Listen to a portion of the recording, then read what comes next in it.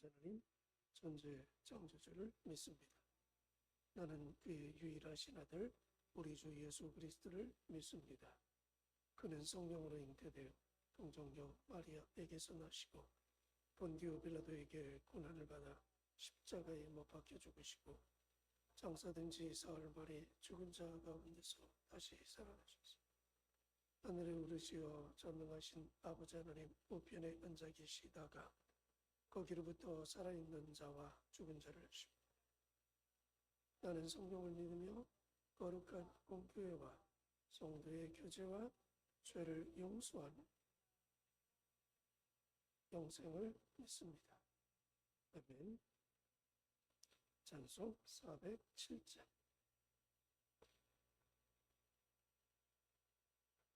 (407장입니다)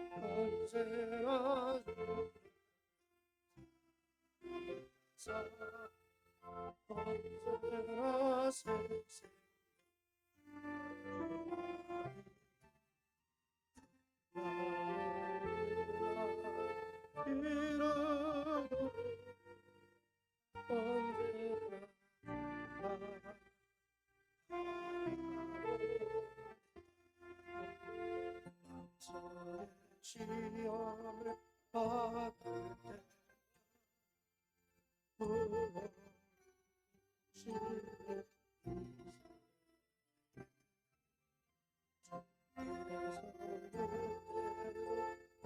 어찌하사 언제나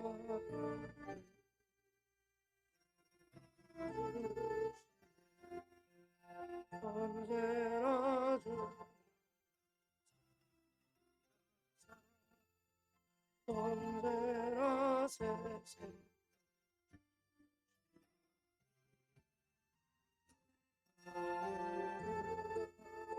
이르도록 언제나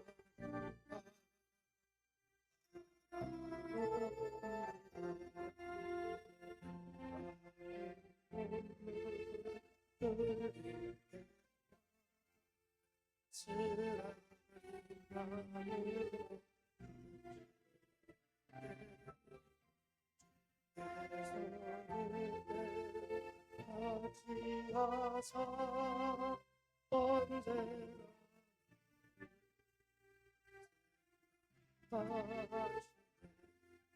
언제나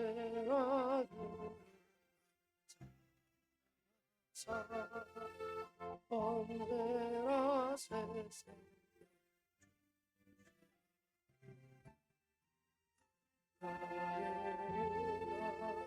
이르도록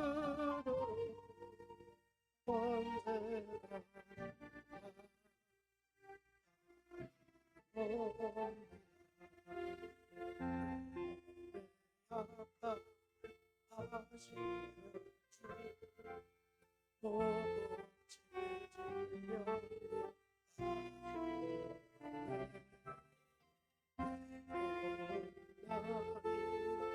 기쁜 때가 언제나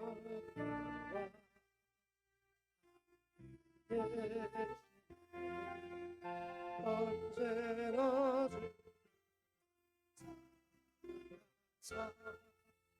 언제나 세상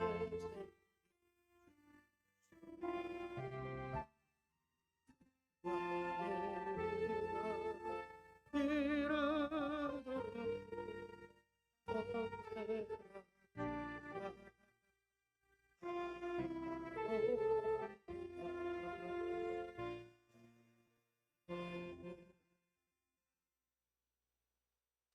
참좋으신 아버지 하나님, 예수 그리스도로 말미암아 죄사함 받고 하나님의 복된 자녀 되게 해주심을 감사합니다. 언제나 나를 사랑해 주시고 언제나 저희와 동행하시고 언제나 저희에게 필요한 모든 것들을 공급하시고 채워주셔서 부족함 없는 자의 삶을 살아가게 하옵소서. 오늘도 주 앞에 왔사오니 하늘의 문을 여시고 더 좋은 것들로 복된 것들로 함께해 주옵소서. 예수님의 이름으로 감사하며 기도드립니다. 아멘. 하나님 말씀 마태복음 14장 22절.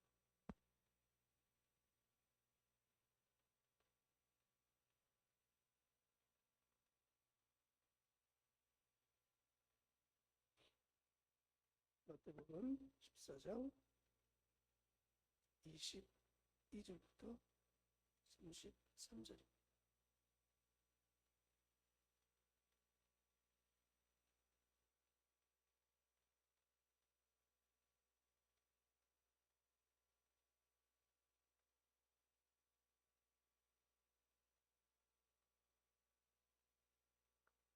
예수께서 즉시 제자들을 제종하사 자기가 무리를 보내는 동안에 배를 타고 앞서 건너편으로 가게 하시고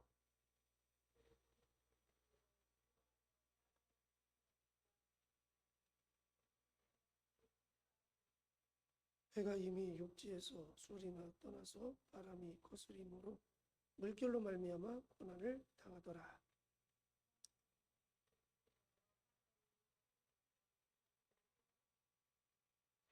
제자들이 그가 바다 위로 걸어오심을 보고 놀라 유령이라며 무서워하며 소리 지르거늘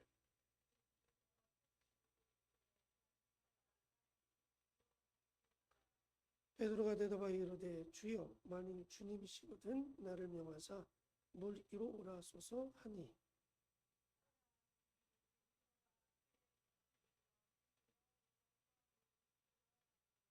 바람을 보고 무서워 빠져가는지라 소리질러 이르되 주여 나를 구원하소서 하니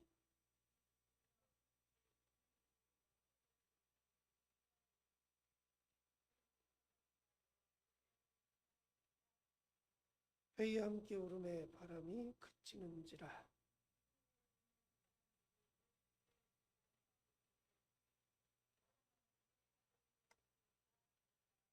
아멘. 오늘 이 아침에도 하나님의 큰 은혜가 우리 모두 가운데 함께하기를 주의 이름으로 간절히 축복합니다. 예수님께서 오병이어의 기적의 사건을 진행하신 이후에 제자들을 향해 말씀하십니다. 바다 건너편으로 먼저 가라. 그러면서 예수님께서 배를 태워 제자들을 건너편으로 보내십니다. 왜 예수님이 제자들을 먼저 배를 태워 건너편으로 보내시고 혼자 남으셨을까? 제자들과 함께 배를 타고 가셨으면 좋을 뻔했을 텐데 예수님은 홀로 거기에 남으셨습니다. 남으신 이유가 무엇일까? 23절에 나옵니다. 무리를 보내신 후에 기도하러 따로 산에 올라가시니 저물매 거기 혼자 계시더니 그래요. 예수님이 제자들을 보내시고 홀로 남으신 이유는 기도하기 위해서였습니다. 기도하러 따로 산에 올라가시니 저물매 거기 혼자 계셨다. 제자들과 분주했던 하루의 사역을 마친 다음에 예수님은 홀로 산에 오르십니다. 왜요? 기도하기 위해서. 하루의 마무리를 예수님은 기도함으로 마무리하십니다. 여러분, 우리가 하나님의 자녀로 이 땅의 삶을 살아갈 때 내 삶의 모든 영역 속에 가장 우선시해야 될 게 무엇일까? 바로 기도라는 겁니다. 기도를 통해서 하루를 시작하고 기도를 통해서 하루를 마무리하는데 기도는 뭐냐면 내 분주한 삶의 모든 것들을 내려놓고 하나님과 나와 1대1의 관계에 깊은 교제를 갖는 시간입니다. 예수님은 사역 속에서 기도의 시간을 늘 중요시했습니다. 왜요? 사역의 운동력이 기도를 통해서 주어지기 때문에 그렇습니다. 예수님의 제자들의 사역의 현장에도 늘 쭉 따라가 보면 사도행전이라든지 서신서를 보면은 그들이 늘 하느님을 믿어보며 기도했습니다. 기도가 그만큼 믿음 생활 속에 중요한 영역을 차지하고 있는 거죠. 기도는 내 삶을 하나님 앞에 맡기는 것이고요. 기도는 하나님이 주시는 힘과 능력을 내가 얻는 시간이고요. 나의 인생의 문제를 하나님 앞에 아뢰면 하나님께서 그 인생의 문제를 해결해 주시는 시간이 언제냐? 기도 시간입니다. 기도할 때 제자들이 부활하신 예수 그리스도를 경험하는 일들이 많이 성경에 등장하고요. 기도할 때마다 기적과 이적이 나타남을 볼 수가 있습니다. 그러므로 저와 여러분의 삶에 분주함이 있고 바쁨이 있을지라도 기도하는 시간은 특히 반드시 있어야 된다는 사실을 여러분 잊지 마시고 기도의 시간을 내 삶의 영역 속에서 가장 중요한 위치에 놓는 우리 모두가 되어지기를 주님의 이름으로 간절히 부탁드립니다. 기도하는 시간 절대 놓쳐서는 안 됩니다. 오순절 다락방에 성령의 임재가 언제 나타났죠? 제자들이 120명의 사람들과 다 같이 기도할 때 성령이 임하셨습니다. 기도할 때 문제들이 해결되었죠. 그러므로 저와 여러분의 삶의 영역 속에 기도의 시간, 이 시간을 놓치지 않아야 됩니다. 예수님이 기도하는 중에 제자들이 이제 배를 타고 건너편으로 가는 와중에 큰 고난을 당합니다. 24절에 배가 이미 육지에서 술이나 떠나서 바람이 거스림으로 물결로 말미암아 고난을 당하더라. 물결이 너무 요동치니까 제자들이 고난을 당했대요. 더 이상 배가 앞으로 갈 수 없는, 어떤 면에서 배가 침몰당할 수밖에 없는 그런 위기의 상황을 만나게 되죠. 그때 예수님이 기도를 끝내시고 바다 위를 걸어서 제자들 배가 있는 곳을 향해 걸어오십니다. 그 모습을 본 제자들이 깜짝 놀랐죠. 26절에 제자들이 그가 바다 위로 걸어오심을 보고 놀라 유령이라 하여 무서워 소리 지르고, 당연히 무섭죠.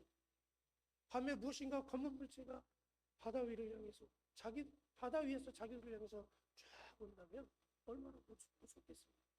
얼마나 두렵겠습니까? 그때 예수님이 그들에게 말씀하십니다. 예수께서 즉시 이르시되 안심하라, 나니 두려워하지 말라. 제자들에게 난 유령이 아니라 너희의 선생 예수, 안심하라, 나다.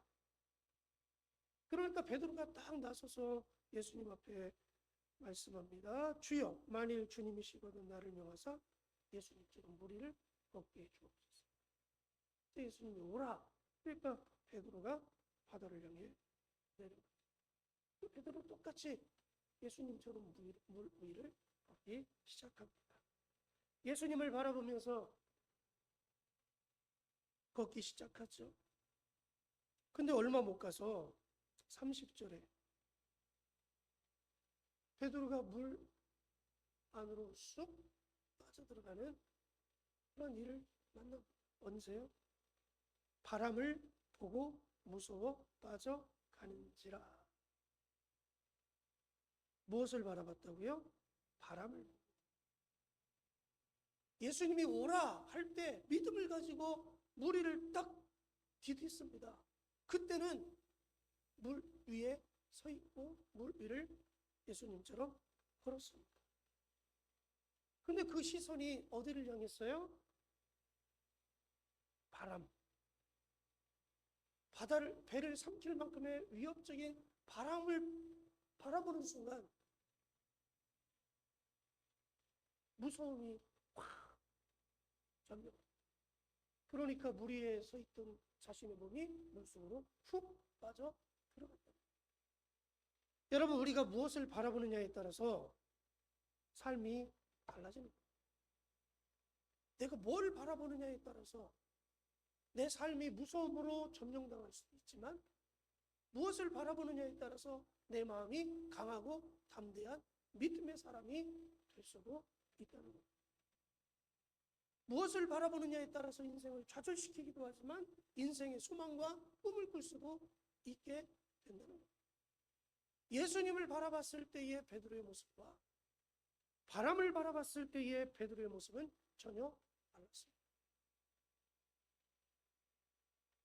예수님을 바라볼 때, 예수님의 말씀을 의지하고 예수님을 바라볼 때는 믿음의 마음으로, 믿음의 그 심정으로 바다를 걸을 수 있었지만, 바람을 보는 순간에 두려움이, 무서움이 베드로의 마음에 사로잡힙니다. 그때 결과는 전혀 다르게 나타나죠. 하나님의 자녀된 저와 여러분들이 인생을 살 때 무엇을 볼 거냐, 참으로 중요합니다. 골리앗을 바라보는 다윗과 사울의 모습은 전혀 다릅니다. 사울은 골리앗만 바라봤습니다. 그때 두려웠습니다. 이 전쟁은 하나하나 질 것으로 이미 결론을 내려버렸습니다. 그러나 다윗은 골리앗을 바라보지 않고 골리앗 뒤편에서 역사하시는 강한 힘의 소유자인 하나님을 바라봅니다. 내가 만군의 여호와의 이름으로 너에게 나간다. 오늘 내가 믿는 하나님이 너를 쳐서 반드시 공중의 새의 먹잇감이 되도록 할 것이다. 골리앗이라는 대상을 놓고 사울은 골리앗만 바라봤지만, 다윗은 골리앗 뒤편에서 골리앗을 무너뜨릴 수 있는 강한 하나님을 바라볼 때 자세가 틀려져요. 결과가 달라지잖아요. 저와 여러분의 삶 속에 뭘 바라볼 거냐? 문제를 바라볼 거냐? 문제를 해결해 주실 하나님을 바라볼 거냐? 강하고 담대함에 믿음을 주시는 하나님을 의지할 거냐? 인생의 두려움 속에 떠는 내 앞에 있는 장애물을 볼 거냐? 무엇을 바라보느냐에 따라서 저와 여러분의 마음은 달라지고 그걸 통해서 결과가 달라집니다.